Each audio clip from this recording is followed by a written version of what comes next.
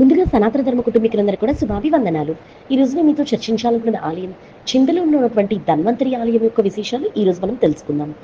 దేవ దానవులు చేసినటువంటి క్షీరసాగర మదనంలో ఎన్నో అద్భుతాలు పుట్టాయి. ఆశ్వయుజ బహుళ త్రయోదశి రోజున శ్రీ మహావిష్ణువు ధన్వంతరి అవతారంలో అమృత కలశాన్ని చేతి ధరించి క్షీరసాగరం నుంచి ఉద్భవించాడు. అప్పటి నుంచి ప్రతి ఏటా ఆశ్వయుజ బహుళ త్రయోదశి రోజున ధన్వంతరి జయంతిగా భావించి ఆయనకు ప్రత్యేక పూజలు నిర్వహిస్తారు. ధన్వంతరి ఆయుర్వేద వైద్య దేవుడు, సాక్షాత్తు విష్ణువు యొక్క అవతారం. బ్రహ్మ వైవర్తన పురాణం ప్రకారం సూర్యుని 16 మంది శిష్యుల్లో ఒకరైనటువంటి ధన్వంతరి సూర్య భగవాని వద్ద ఆయుర్వేద విద్య నేర్చుకున్నట్టుగా తెలుస్తుంది. ధన్వంతరి సూర్యనారాయణ యొక్క ప్రియ శిష్యుడు.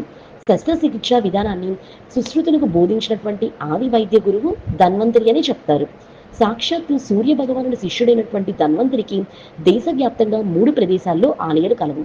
తమిళనాడులోని శ్రీరంగంలో ఉన్న రంగనాథ స్వామి ఆలయంలో ధన్వంతరికి ఉపాలయం కూడా కలదు. ఇక్కడ తీర్థంగా వనమూలికలతో కూడినటువంటి కషాయాన్ని ఇస్తారు.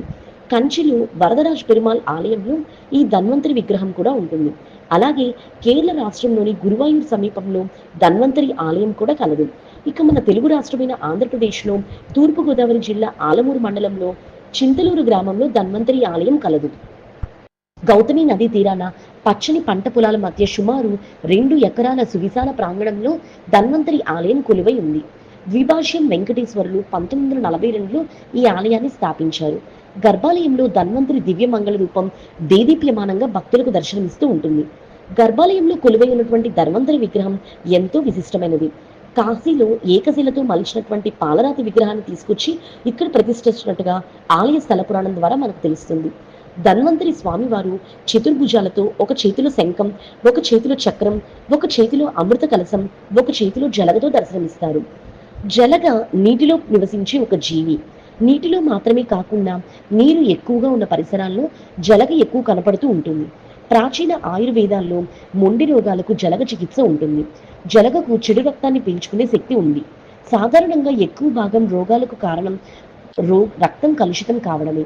అందుకే జలగను కొంచెం సేపు కాలి మీద ఉంచుకుంటే అది మనలోని చెడు రక్తాన్ని పీల్చేస్తుంది. దానితో అనేక మొండి రోగాలు నయమవుతాయి.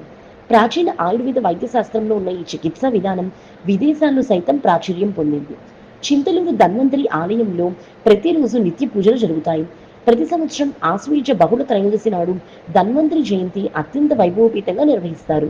రాజమండ్రికి కేవలం 35 కిలోమీటర్ల దూరంలో ఉన్న ధన్వంతరి ఆలయాన్ని దర్శిస్తే పూజిస్తే చికిత్సకు లొంగని మొండి రోగాలు సైతం నయమవుతాయని భక్తులు కూడా విశ్వాసం. మరి తెలుసుకున్నారు కదా చింతలూరు ధన్వంతరి ఆలయ విశేషాలు. ఈ వీడియో చూసిన మీ అందరికీ కూడా కృతజ్ఞతలు.